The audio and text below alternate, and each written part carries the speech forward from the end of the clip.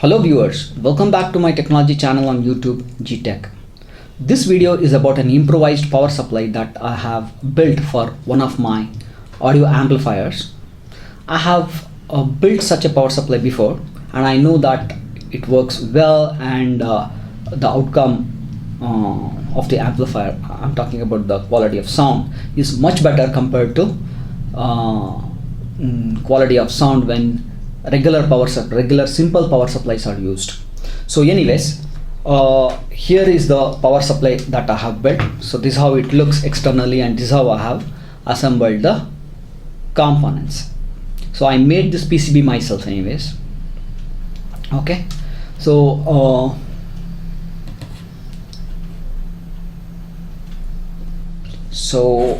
if we look at the bottom of the PCB, it looks like this.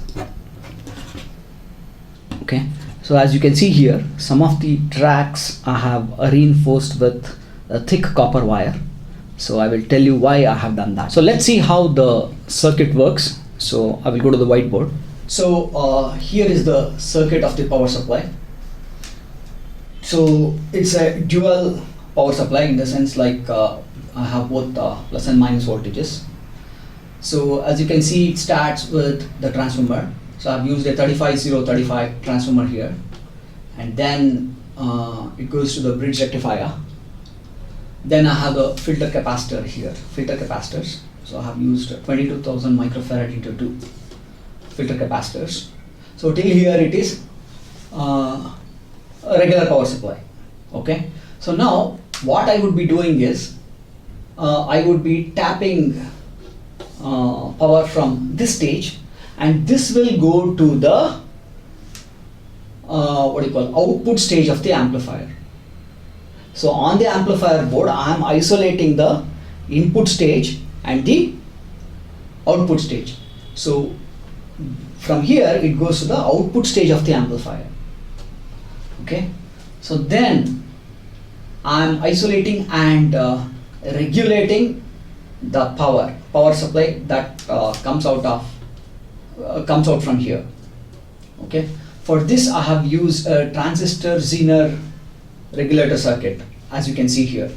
So for transistor I have used VD237 and VD238. So NPN for the plus rail and PNP for the negative rail. Okay, so I have used 1 watt Zeners, 43 volts 1 watt Zeners. So Zener is used for reference voltage, and the transistors are used as current amplifiers here.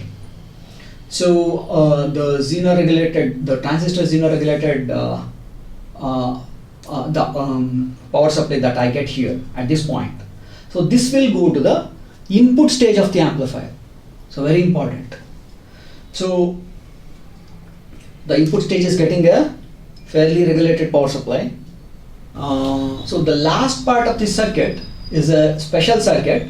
Anyways, like for my purpose, actually it's required, and depending on your amplifier circuit, so you need to look into whether it is required or not. The purpose of this circuit is to offset any DC that might crop up at the speaker terminals. So in my amplifier that was happening, so I have built this small circuit.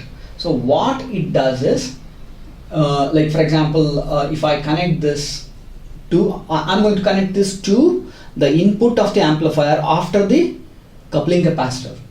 Okay, so like if I connect it before the coupling capacitor would block the DC. So I would inject a small DC to the input of the amplifier, and that would offset the DC at the output. So once again, as you can see here, I can control the amount of DC that I'm going to inject through this preset. It's a potentiometer. Okay, so that is the speciality of this circuit. So first of all, isolating the input stage and output stage. I'm talking about the power supplies. So that itself is going to improve the quality of sound to a great extent. It would reduce the noise, it would reduce distortion. So there are a lot of advantages. So in order to actually experience it, you need to actually implement it. Definitely you would admire it. So this is about this slightly improvised power supply. It is not that these are not being used in what do you call in many amplifiers. So it's there from quite some time. So the thing is, people don't implement it. So for that reason, I'm telling you, like, it's really advantageous to have such an a slightly. This is not expensive also. See, for example, to extend this part, probably it might cost couple of ₹100 or so. So it's worth the investment. So this is about the circuit. So that's about this improvised power supply for audio amplifiers. I hope this video was interesting. Do build this power supply and tell me about its outcome in the comment section.